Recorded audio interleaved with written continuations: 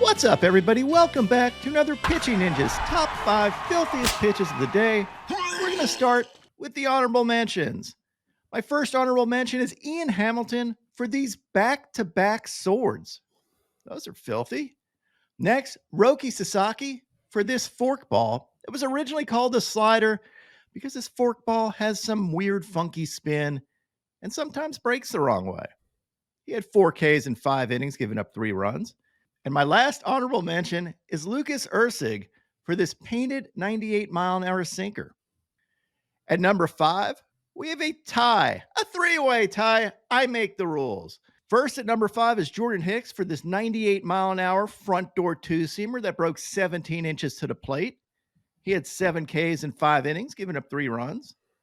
Next, Aaron Nola for this front door two-seamer.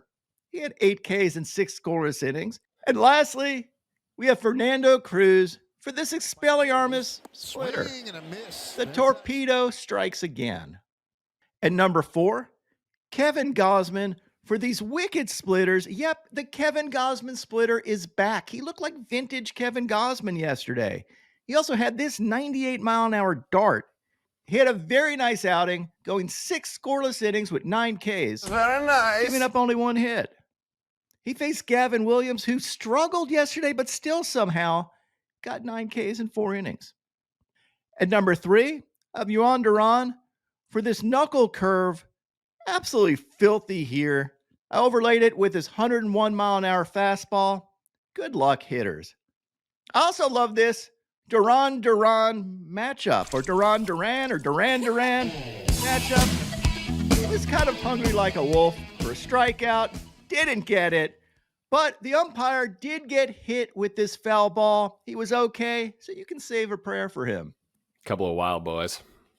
Well, I bet you'd be wanting to watch some girls on film.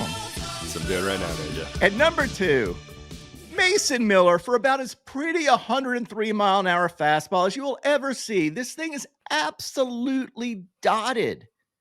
Beautiful pitch. Of course, all this excitement didn't last for long, because Mason Miller did not have a great rest of his outing. I'm sure will touch on this later. Oh, yeah.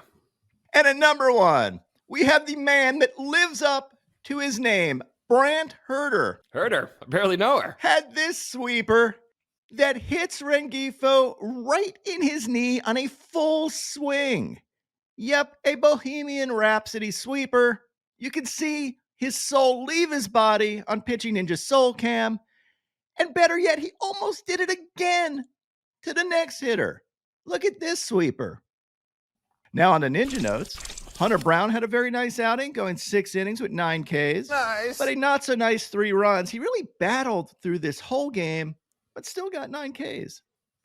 Bailey Falter did not falter. He had 6 Ks in 7 innings, giving up 2 hits and only 1 run. Faced Randy Vasquez, who also gave up 1 run in 5 innings, picked up 3 Ks.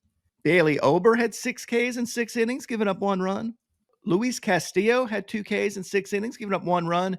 And he faced Patrick Corbin, who again makes ninja notes, giving up 1 run in 5 2/3 innings with 2 Ks. Jamison Tyone looked good again with 5 Ks in 6 innings, giving up 2 runs. Kris Bubic, the opposite of what, Will? Jock itch. That joke never gets old. He had 5 scoreless innings with 3 Ks. He faced Tomoyuki Sugano, who had 4 Ks in 6 innings, giving up 2 runs and had some nasty splitters. Kyle Hendricks absolutely tore things up yesterday with 3 strikeouts and 7 2/3 innings, giving up 1 run. Look at him blowing hitters away with this high heat, scaring the crap out of hitters with these two-seamers. Dude, he's absolutely on one yesterday. And when Kyle Hendricks is on one, there's just nobody better. And lastly, but not leastly, Matt Brash is now back in the major leagues, which means no hitter is safe, and he will be making this countdown tons of times.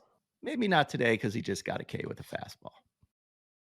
Ninja, ironically, we're kicking off today's hitting highlights with the offspring of Roger Clemens, Cody Clemens, hitting a critical 2-run homer in the 6th inning in his first big league trip to his father's old park, Fenway. And he did so in front of Raj, King of the Slams. Raj, King of the Slams. But next, Ninja, we're on to the Grand Slam section of the program because May 3rd, 2025 will forever be known as the day the Salamis took over, and you're about to see why. Matt Chapman had this go-ahead granny slam in the 6th to take the lead 6-3, which was the final score of the game. Brenton Doyle almost robbed this, but then forgot how to use his legs. This was only the third most important Grand Slam of the night because Daniel Schneemann had this go-ahead Grand Slam down 2 runs in the 9th, and he also, in the previous inning in the 8th, had a solo shot to initially put the Guardians on the board. So he single-handedly won them this game. He had all 5 RBIs. But Schneemann's solo heroics were not enough to take today's Don crown because Kyle Stowers had a game-tying homer early in the game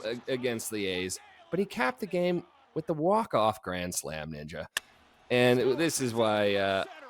perhaps why Mason Miller was only the number 2 spot. But one could certainly make the argument for Schneemann to take the cake today. But Ninja, Dime of the Day only has 2 steadfast rules. No Pollock jokes. And if you hit a come-from-behind walk-off Grand Slam, you're getting Dong of the Day. He did absolutely rob Mason Miller of the top spot. I would have had that pitch top spot if Mason Miller had a clean inning. He did not. Yeah. Thanks to that man. And now my pitching ninja moment of Zen. Look, it's a no-look dad catch. Will, do you want your daughter to be covering your eyes as you're trying to make this big play? Not an ideal move from the little girl, no.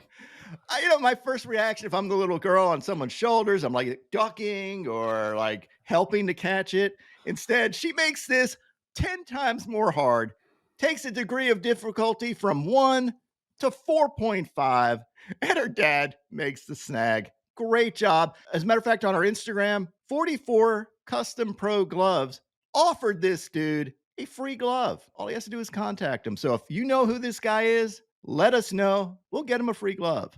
My picks of the day today are a 3-leg parlay. I'm going to start out with Tyler McGill for 5Ks or more, then take Reese Olson for 5Ks or more, and top it off with Garrett Crochet for 6Ks or more. What would your picks of the day be?